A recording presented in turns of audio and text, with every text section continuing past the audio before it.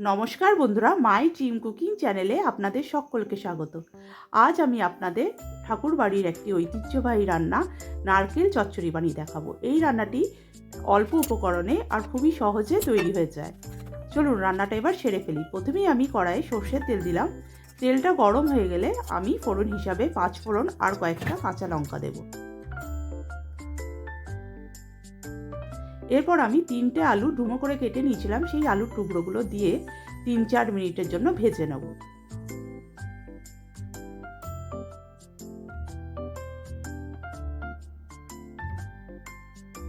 দেখুন আলুটি ভাজা হয়ে গেছে। এরপর আমি অল্প একটু নুন দেব। নুনটা দিয়ে আবার একটু ভেজে নেব। এরপর আমি 1 কাপ নারকেল কোড়া দেব।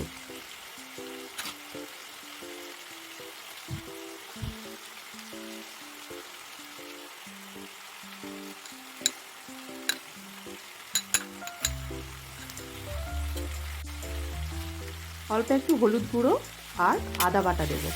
সমস্ত উপকরণ এবার খুব ভালো করে আমি কষিয়ে নেব।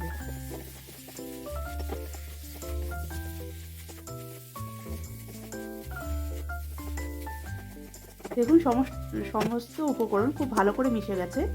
এরপর আলুটা সেদ্ধ হওয়ার জন্য আমি 1 কাপ মতো জল দেব। আমি যেহেতু জল দিলাম একটু, সেই জন্য অল্প একটু নুন দেব। আপনারা আপনাদের স্বাদ অনুযায়ী নুন দেবেন।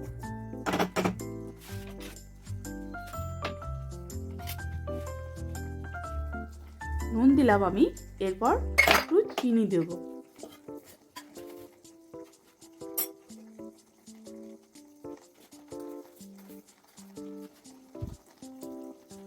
নুন চিনি খুব ভালো করে মিশিয়ে নিয়ে এবার আমি আলুটা সেদ্ধ হওয়ার জন্য ঢাকা দিয়ে দেব 10 মিনিটের জন্য।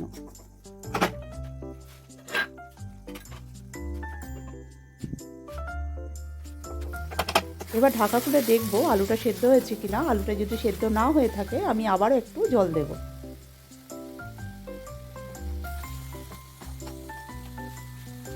আলুটা আর একটু সেদ্ধ হতে বাকি আছে, সেই জন্য আমি অল্প একটু জল দিলাম।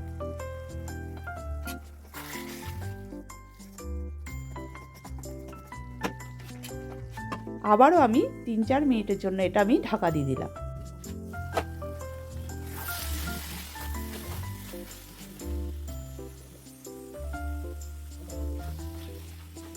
আলুটা খুব ভালো করে সেদ্ধ হয়ে গেছে। এরপর আমি এটা শুকিয়ে নেব যাতে একটু ঝরঝরে হয়।